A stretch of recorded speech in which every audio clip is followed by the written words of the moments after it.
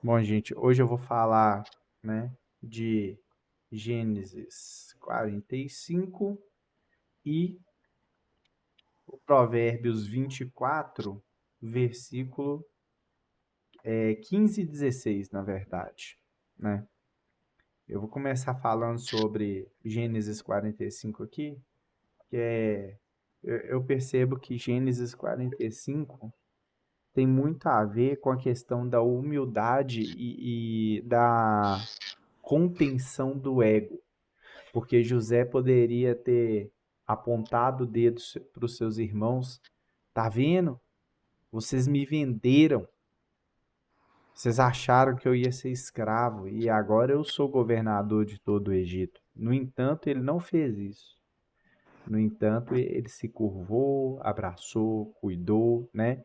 E no final mandou trazer a família toda com a bênção do, né? Com a bênção do faraó também, que ia dar ali a melhor terra.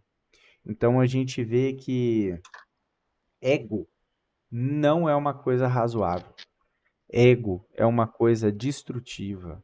Ego é uma coisa venenosa. E como a gente sabe, a cobra, antes dela picar a pessoa, ela tem que destilar o veneno. E quando ela vai destilar o veneno, ela se envenena também.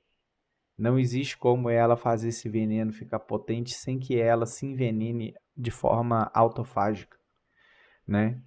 E autofagia, para quem não sabe, é o que descreve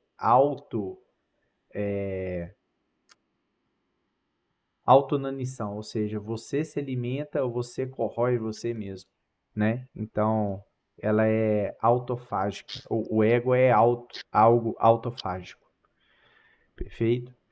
Agora, lá em Provérbios 24, versículo 15 e 16, eu tenho: não fique de tocaia, como faz o ímpio contra a casa do justo, e não destrua o seu local de repouso.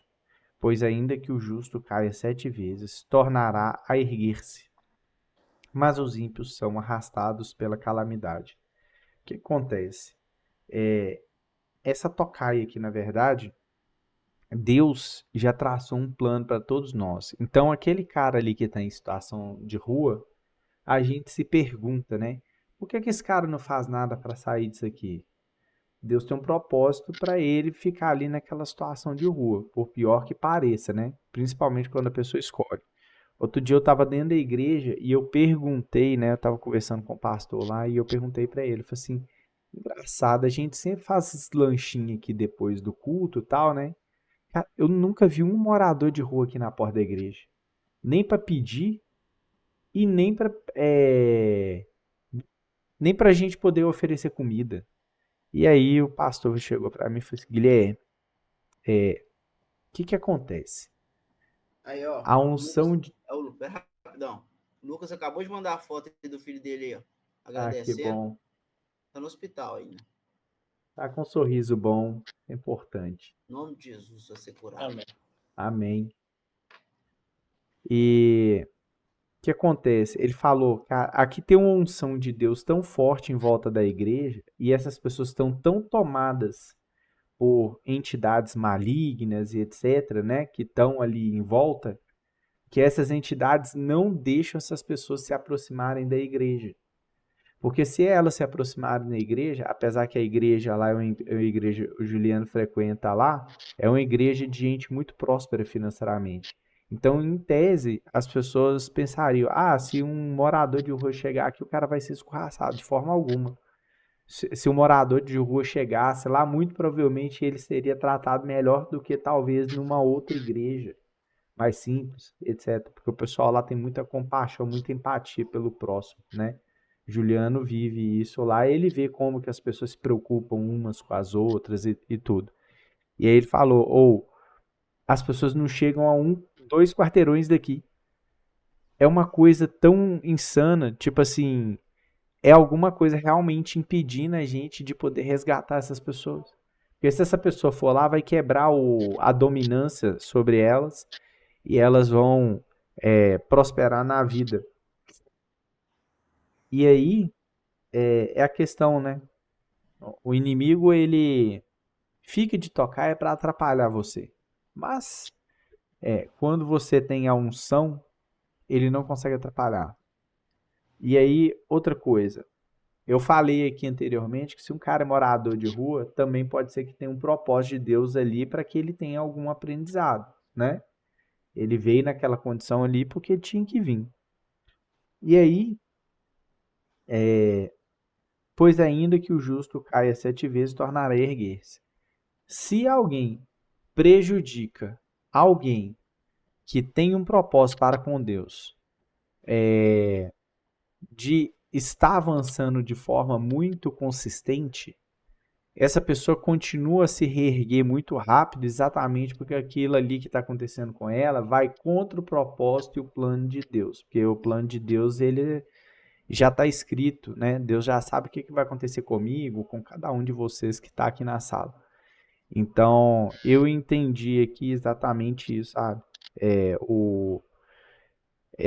Esse reerguer, né? Erguer-se novamente, tem a ver com Deus fazendo a intervenção para voltar você para o trilho do plano que Ele tem para você.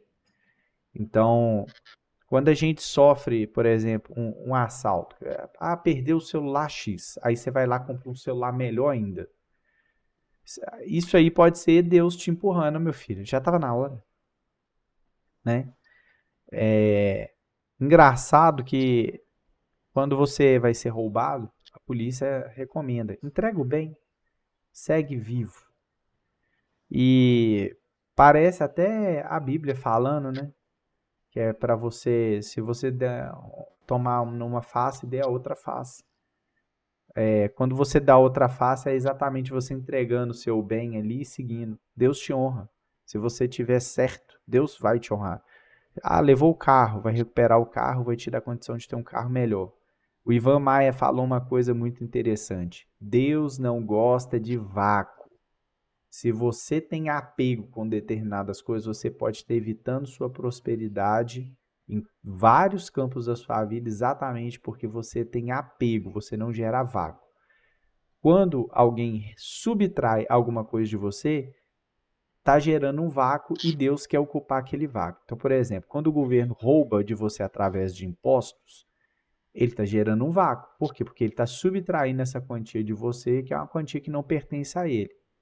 E aí, Deus vai entregar mais trabalho, mais provisão para que você coloque algo naquele lugar ali. Então, por isso que a gente vê pessoas aí prosperando de forma múltipla, múltipla, múltipla, eu acredito. Beleza? Então é isso, gente. Obrigado aí.